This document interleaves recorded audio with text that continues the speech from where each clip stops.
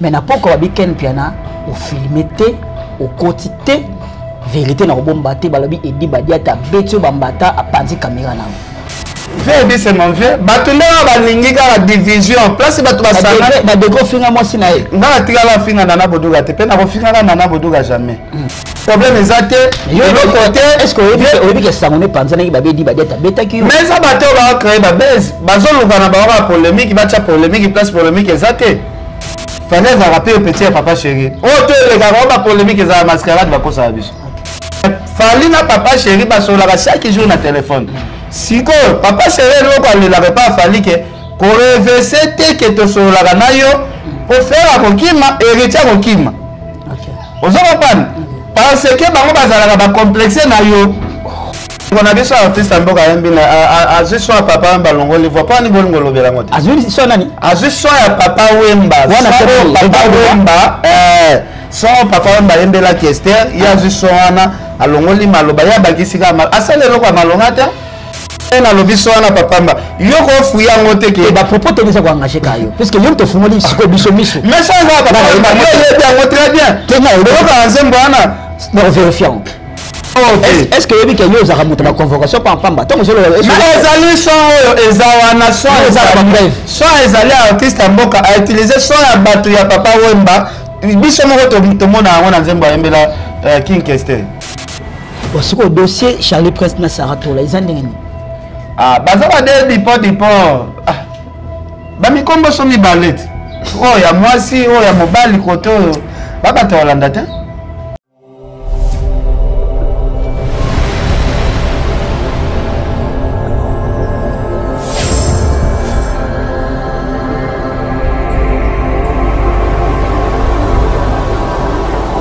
Bonjour, bonsoir chers internautes partout dans le monde. Bonjour la Nabisona émission Tolobelayango émission Otolobelaka makambo tali ngai makambo tali yo. Lelo naza vraiment na esengo lisusu ya kozala susu na plateau na ngai na moko ya bapandisango ya munene ya mboka na biso na kombo ya Ken Piana Makizembe mona mayele fimbo na fimbo pito pale ndenge bini mobengela kaye lelo tozana Ken Piana pourquoi tu écoutes la Ken Piana pour na tout beta les solo et actualité et belé et tambola tout ton tour ya ba artiste et musicien na biso ba lobi Ken Piana nous ça divisé ou mieux régner ya artiste et musicien et belé puisque yim ta panzara sango na bango. Docteur Jésus oh je viens chez toi.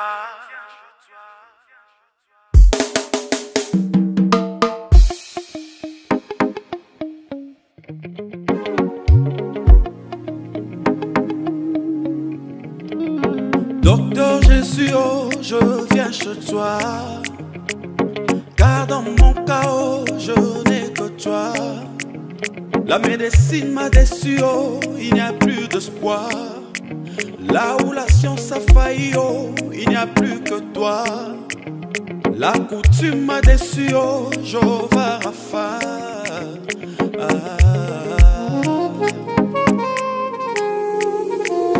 Docteur Jésus, oh, je viens chez toi. Le médecin est fatigué, oh, il dit plus d'espoir. Et là où la science a failli, oh, il n'y a plus que toi. La coutume, le gris-gris, non complirait mon corps.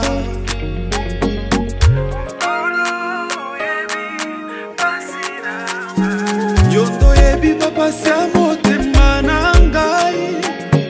Basusi pe maladi azotu nanga.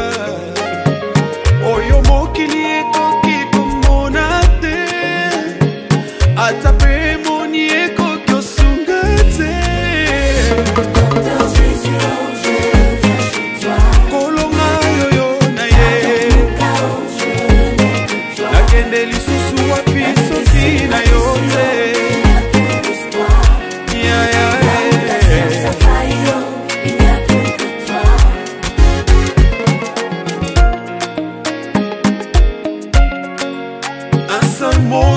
C'est les médicaments qui peuvent guérir toute infirmité en moi. Je crois que tu es capable de guérir un cœur meurtri et de rendre la vie à Lazare décédé. Docteur Jésus, Kolonga yo yo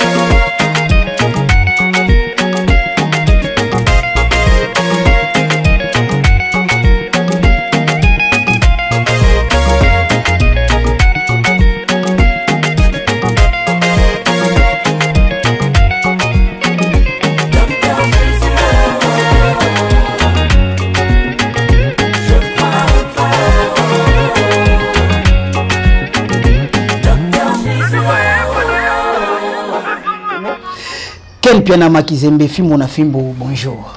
Ouais, bonjour Christian Siko. Bonjour na Maman Sideji Mampata. Bonjour prophète Emmanuel Dodi. Prophète Moïse Kabodi na pesi Bambote. Basali ya Nzambe nyoso tu. Ya ba religion nyoso tu na pesi Bambote. Très bien Ken Piana, émission na biso tolobela yango lelo et ko rendre visite. Pourquoi tu yeba secret ya Fimbo na Fimbo? Ezaka nini? Bon, secret Fimbo na Fimbo premièrement na neza idéologie hein. Eza idéologie, eza koyeba ko mener kakaje. Omoni lelo na vie eloko ozo sala, okosa eloko mo boye bien mais faut koyeba ko pesa elengi ya likambo ozo sala. To mona rappel même na musique, on mona artiste et musicien mso ayemba ka danger, ba pe likolo danger. Mais voilà yeso ka yebi ko lamba ko balisa ngona mélodie te. O mona musique neza la pena elengi te to. Na ko pesa ka exemple simple.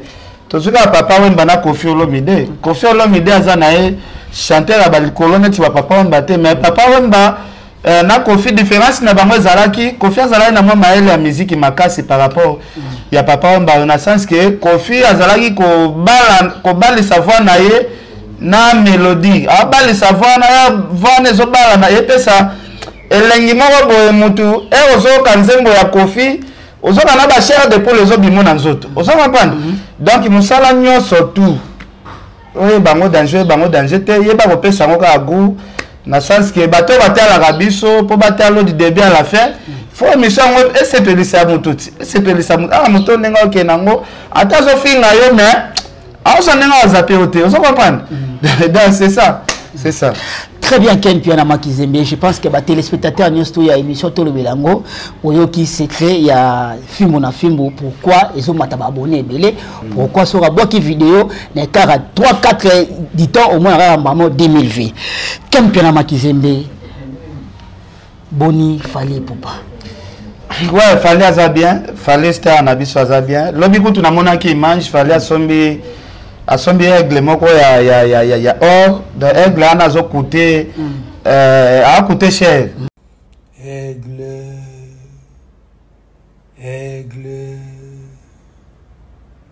Aigle encore un autre cadeau, un autre aigle. Et laissez-moi vous présenter mon aigle royal, un véritable bijou en métal sculpté. Roi des oiseaux, seul à pouvoir fixer le soleil, Netina film. Et on les dit immortel. Message.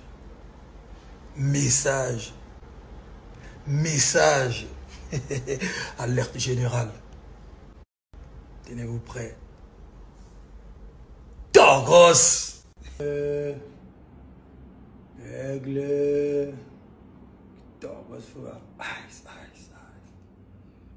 Aigle. Encore un autre cadeau. Bazo coûté cher trop. Donc puis on fallait sombeli aigle wana na ebite voiture nini we bimi ya sika marque nini na voiture za la priya. Quel la porte-parole a fallu bien. Non, na za porte-parole na ye na so ba malambo nga na moni ba vérité nga na moni siko aigle fallait sombi. Eza aigle ya diamant, eza cher. Siko eza na voiture moko te na minute eza na prix ya aigle ya simbi wana. Parce que lobi pa ko bate kango ba million. Si dans ce moment beli aigle on a fallu simba qui est comme qui fanatisme. Mais aigle fallait assommer sa chair mais fallait pour pouvoir lobby ba musicien batikali na poto pourquoi concert à Bexi ba ka $200 à chacun. Ya ngomoni reso ba musicien batikali.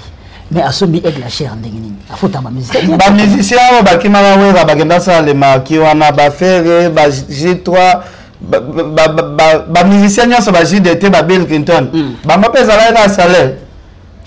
On va te faire nzela oki mapeneza ba massa na biso bagenda sala le maki bangonde ba kimia minene ba vrai mikim bato pena ba laksa bato ke foko kima bango wana mais ba bili kopa neza ki likopa batebele fallait batika na poto ba misu bazo nkatika bazo mais bino sikoyo bolinga bo condamner ba artiste musicien ke to moni ba mise ba kimi mais besoin ba teke pays na biso ezape pays moko to vivre na bagale mais Billy Saint Lobe on a ba vidéo Billy Saint Lobe ke bato misu ba ye wana ba yebi masolo ndi ba ndeko tonga aigle yo ozoloba to linga boule biso tout ozongi na ba regret mais so tout so lobby nazala ba audio oyo to ndako tonga aigle biso tout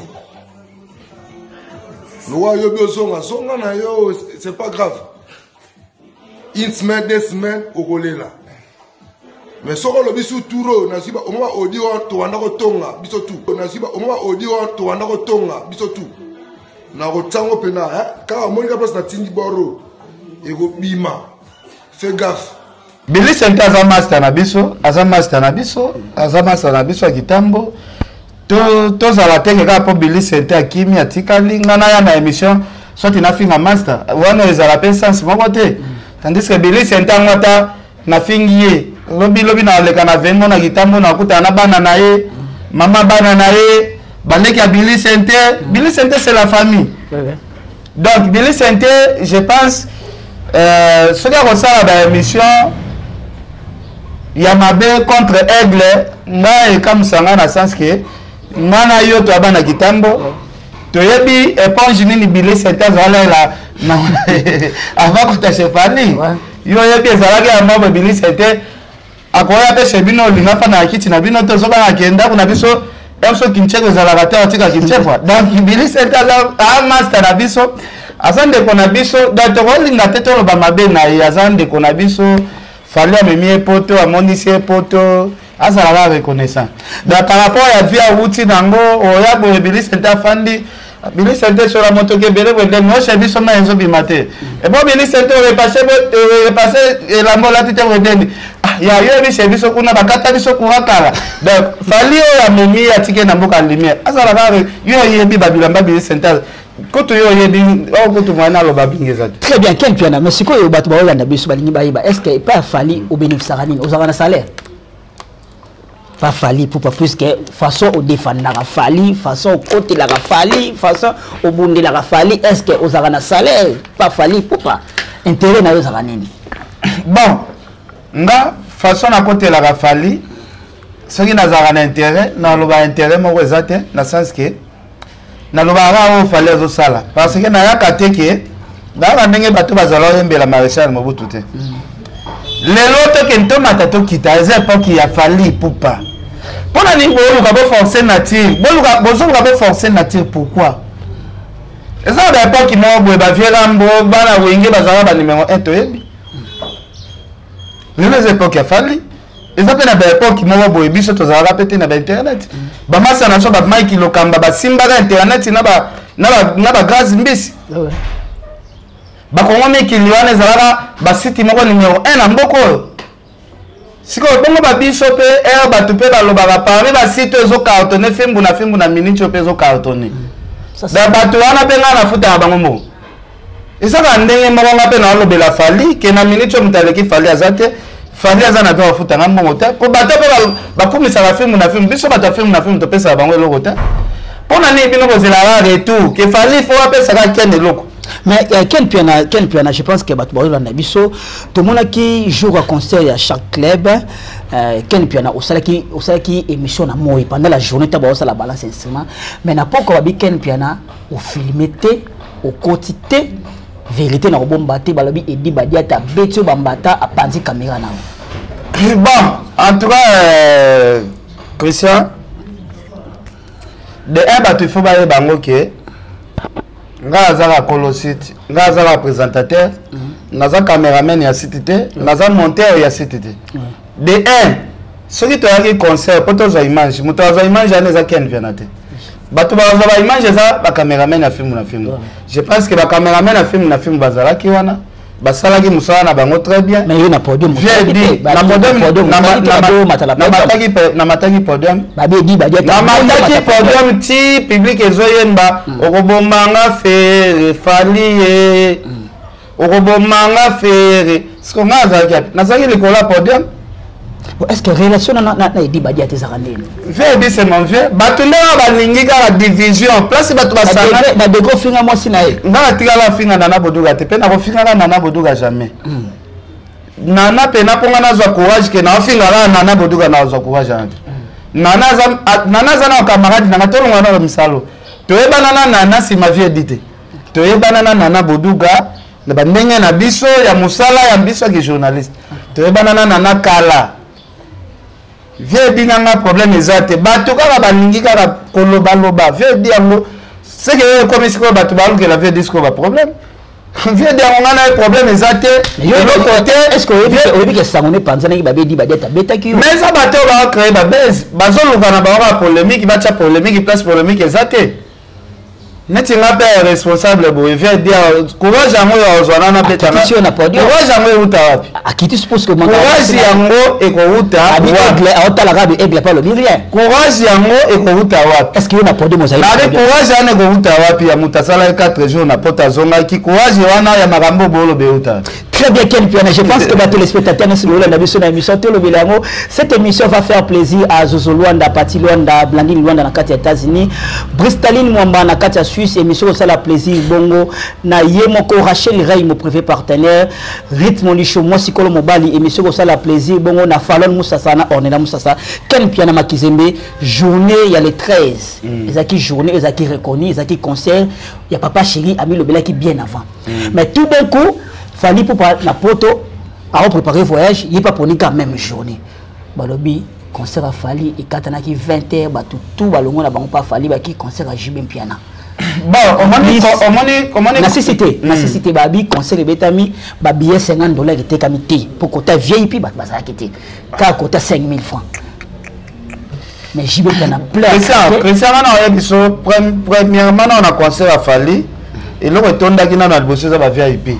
Ba VIP a ko te débordaki pe batu basoma ba bien VIP ba lekaki ebele na VIP ane ko ma batu musu ya ba ko ya hotelema batu ba na VIP to sombaki ba bibo tshaki billet cher faki bo tshaba nombre de billets limité bo sko bo déborder batu bonde osoma na polémique ba kino ba linga ka ko tshaka polémique ole ya ko ba vérité marambo salami batu ba linga polémique VIP ko te débordaki makasi botu na la honorable Zakari ba baswe botu na ya pacho panda botu na Ika de Young bango ba bazalaki ti botu na bango bazalaki bon conseil katana ki avant point non concert a falaki normalement et banda 20h et banda 15h et si la 17h donc tu vas comparer concert ya Fali na ya Papa Chéri te parce que ba tchaki date moko mais ba bi Fali na bango bazalaki te Fali a tcheli Papa Chéri ba te Papa Chéri publicité ça qui bien il faut que ba tu ba bango bien que Fallait rappeler petit Papa Chéri. Oh, tu les gars, on va polémique et ça mascarade va quoi ça biso. Ba quoi ça na bango biso et puis mara net polémique mais Fali na Papa Chéri ba so la chaque jour na téléphone. Siko Papa Chéri lo ko l'avait pas Fali que ko reverser te que to so la na yo pour faire a kokima héritier kokima. OK. Ozo comprendre parce que bango bazala ba complexé na yo. De yo so la na coulisse bango soki ba yo kinga na so la na yo comme yo za le king comme yo za makambo bango siko ba kokima wana Papa Chéri mutalo bango ah ça va chaque jour que comme kate ba yeba po bango ba landa yo ba fanatique ya BCBG Papa Chéri on na ma hérité que na héritier na de wa so fe babanga ya Fali makasi oh Makizembe waza makambo babanga Fali mabe bango na Fali neti de momo ata bi mise loko mo boy on a la betika bango ba fo très bien Ken Piana je pense que Ken Piana samedi les cas qui tout le monde a fallu pour pas très accueilli na kati ya bandal na fief na esika botama na sinkin a sangisi ba mama nyo surtout yo pozaki na kati wana mais bazo kwa kizeka Fali ki mobuto leki mingi Fali kangila baninga na ye ntema alobisaka bango te baningo banyo comme na bango entourage ne acha batasika c'est dit à quoi bango baleli osaki na présent idée ya Fali ndenge ozalaki wana isaki ndenge ni par rapport ya ndenge bango balelaki pour la camarade na non en tout cas na loba batu ba Fali ki mobuto eleki ki mobuto fait le parce que niveau comme nango eza niveau il faut ki mobuto ezalaka na même première position bongo qui pas kako ozo comprendre donc il fallait pour pas me bengara aigle bato so ba kansala aigle na eza slogan moko boye qu'il fallait me pesi aigle on eza puissance mususu ya mystique eza puissance OK ceux qui vont comprendre dango bon comprendre que Fali na ndenga me pesa kombo aigle donc eza makambo moko boye oyo eza ba puissance OK non ya ba dimension makambu o azosala esenga ifo fali azalaka aigle wana kombo eza kombo mo bote bozala ngo ka par hasard eza makambo ya azosala yango wana ye na kombo aigle aza nyama oyo awododa kia bombe likola nzete ozala na expliquer fali aza na puissance oyo ke non n'importe que satane na ye azwi yo ake atie nanu kuna fanda likola nzete kuna ata pendant 10 ans oza reine papa mobutu abeta 32 ans de reine fali ndenge aza boye botikeleka 34 ans parce que mobutu abakisi le 2 ans siko moto aza na 10 ans kaka mais siko bamaster na ye bamango baleli na komona ye alimbisa bamaster na ye mais alimbisa bamaster na ye yango fali asengaki alobi même langage boyebisinga na alimbisa bamaster bokende mpe boyebisa bamaster wana mpe basoigne langage bazala reconnaissant na mema bango poto bazalaki à chaque jour na bandal na bakwa poto ngai nalipa nali atana melama ebele po na se calme ngana memi ba place bakomela mboge baya ba reconnaissante buke ozwa basi na poto kuna bongi falia banosombela na babebe na mino bobota kuna bapapex tandis que baninga baokende misala baokata bapongisa ekatre baokoluka misala po na koluka ndenge bafife bino bongi falia bandako maintenant ezalaka te. Merci Ken Piana. Je pense que cette émission va faire plaisir à Maître Didos Kumingu. Maître Didos Ken Piana yo ozala fanatique ya fimbo na fimbo Ken Piana. Wana bofaka na ngai hein. Ouais. Alelo mabe Maître Didos Kumingu. Maître Didos Kumingu. Kumingu. Motema Chantal Nsiko. Motema Chantal Nsiko. Yem ta partage ba lien. Ah Chantal Nsiko na peso bambote. Otokutana nani na tseki kombo nani? Christelle Mitoko. Christelle Mitoko. Ouais. Ah, c'est bon, à côté déjà. À côté déjà, il y a la France. Quelqu'un m'a dit, regarde-moi faire rigola. Clip qui toko, cano. Mais bah critiquer clip il a fallu pour pas ou sali à chou. Bah il fallait foutre un clip. Bah comment comparer clip ou on a regarde-moi na clip il a chou il a fallu. Ce que là on est dans fallu nzembe koza kitoko mais clip au moins a foutre na clip. Mais total regarde-moi il a fait rigola. Bah lobby a tourné si ba piano, a tourné si ba violon. Pourquoi on est Mande qu'on a besoin artiste amboka yambina a juste soit papa mbalongo le voit pas ni bolongo lobela ngote. A juste soit nani? A juste soit papa wemba. Papa wemba son papa wemba yembela kester il y a juste wana alongoli maloba ya bakisi kama asale lokwa malongata a fouté totalement. Un artiste et musicien ozoka ko s'inspirer même une son ozipi so ya mowei. Il y a une minute aussi, mais papa, mais comme si c'était un morceau qui touche à mon bout. Quel moto ya danger papa bazole la air nyonso son na yeba yibi. Quel pena yo comme musicien te, yo comme instrumentiste te. Donc comment on ça analyse le son ya nzembo papa na nzembo nini? Mais nzembo ba blessure. Nzembo wa yembela king kester. Ah blessure. Kaso li bochete me bokendo luka nzembo papa ba yembela kester. Bon mona ke même son ya mona ndeko na biso a exploiter soki otie tembe kende na cimetière à nécropole simba tamba papa mboka izo chauffer moto mabe oh moi soki azolele loko ne boyibi o mona tombe chauffera toujours moi yeso ko le banzembo wana o elimi wana regarde moza kitoko te za mabe nzule manana azolela côté kuna pe papa Mbappé sona ye kuna papa Mbappé azolela oh mais quel piano yona na fait rigola bozaka na point particulier. Artiste amboka naza na problème na été za musique ya mboka na biso soki tomoni berere ezali omoni nzembo wana papa Wemba ayembaka ngo na polémique te papa Wemba ayembaka nzembo wana na souci aolela moninga na Kester atiki biso akufi nzembo wana en tout cas papa Wemba pe liwa na ye ayoka mutu mo bayembi yango siko na ndenga polémique pe oleo zwaka so ya bata papa oke ko yiba so ba test azule otie na kati ya so ya papa Wemba uzo ba choquer papa Wemba na minute soko simbi tomba papa Wemba moto dana reche kosa motema papa Wemba. Merci chers internautes et merci à téléspectateurs et monsieur Tolo Bilango.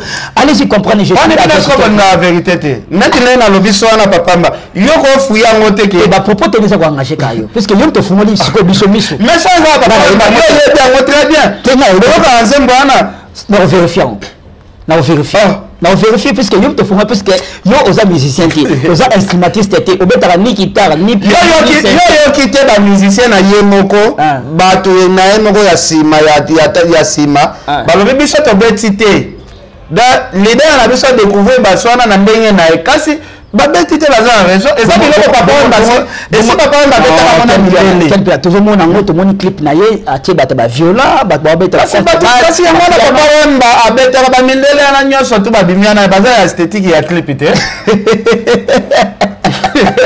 merci cher internet ana milele esthétique ya clip tu yozo comprendre na papa on babeta ka na mindele ya yebi ke papa on ba betela biloko wana eza mindele azuma mission na kati ya clip abo utiliser ka mindele na yeba non to tonga mamuke bon caméra non Christophe Ismaël Kata osana problème na faire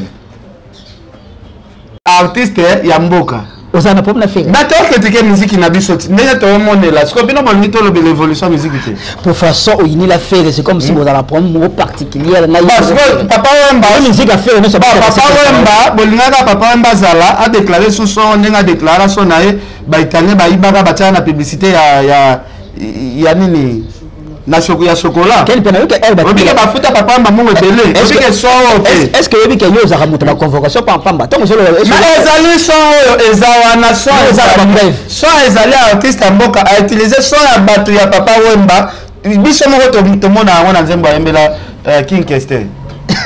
Merci cher internaute, merci à téléspectateurs bien sûr émission Tolo Belango. Je pense que émission de ça la plaisir bongo na Sa Majesté Ado Djabir en direct de France. Émission de ça la plaisir bongo na Bobongumi mon ami privé. Émission de ça la plaisir na Chico Alcatel Semeli Motema Clarisse Makasila. Émission de ça la plaisir na Maître Christian Moussombe en direct de Suisse. Bovek Lianza na Kata Suisse. Émission de ça la plaisir na Christopher Kanuka, Judith Larose Motema ya Christopher Fondation Christonde Makambo. Nous sommes vraiment arrivés à la fin. Question est sur quand on dit Ken Piana. Bon, ça a un problème, il y a Charlie Prince. Dossier Charlie Prince, Saratola. Balobi yo motoza cause ya makamona ozo fondé ba histoire. Là lobi siko yo on question na votre conseil ça te bango ba fondé Ken Piana ba buka caméra na na concert a fallu tout ça bona bo. O mo ateka ba faux histoire. Ba faux débat. Parce que bango ba monaka pour bazwa succès il faut comme bonanga balo mais bango pe ba bika na mi ba sa pour les lumba ba yebi ki bango bazoluka succès bango pe ba mona na émission na yo ozocha ba miniature na Sarah papa na lobby na ozocha miniature parce que baza bato yo na ebitende toto mona o dernièrement ezalaki na répétition ya Fabregas na kati ya rap na showbiz ozo kengela Charlie Prince na caméra ba Ken Piana ozo kengela Charlie ngana okengela te ngana ye na zolobela vis-à-vis que za ba journaliste ya TV ba yo bebisa na lo ba deva bango nyonso na lo ba yo na sima caméra ta on a kei bango ba tika lo sala émission na fans de man ya ko bomanga mais ngana zalaki wana bakangi minoko na baba finance ba bébé mo na kata sa oh to bani bango ne babangaki yo siko elaxini ponga na lo ba vis-à-vis boza na caméra pe yo zabino boza wana bozeli pe nanga na kei bon siko dossier Charlie Prince na Saratola izandengeni baza ba de dipo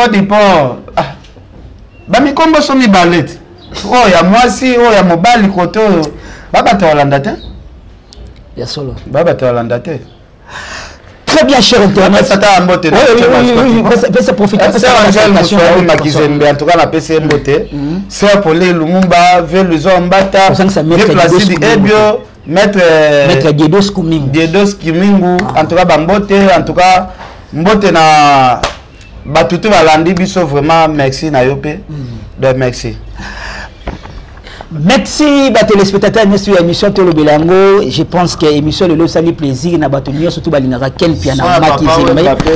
Batonio sur balingaka Ken Makizembe bo yo kendenga bimisi ba vérité ba propos tenu eza ko engager ka yemoko Ken Piana Fimbo na Fimbo Pito Palé. Je pense que je suis vraiment arrivé à la fin de cette émission. Ce que bon émission et puis si pas si bien qui sibino bolimbe sabiso s'il y a des suggestions, il y a des remarques beaucoup na biso tozana opération abonnement. C'est-à-dire tant on tali vidéo, on se prend la vidéo, comment ça n'a été, on s'abonner, on liker et que ça la biso peut bien. Il s'agit de partager balien et que ça la biso bien. Na commune Souka, merci na Eric Ntiko ou assistant qui biso lelo. Merci lisusu na mon ami privé Tony Issa. Merci lisusu na Dortalov, merci na unité centrale Mobimba, Olivier Asingalembi, Dadi Papula, John Kianda, Yves Chapanapoyi, Moninga Ranson Yakala, Cordon de Baba, Merci Nabino, je suis vraiment arrivé à la fin de cette émission. Merci sous la réalisation à Christian Soumaïl Maboko Trépied ou appelé ça Bileng te Soumaïl te le barasso ni tant au katara. Chikicha, tcha tcha.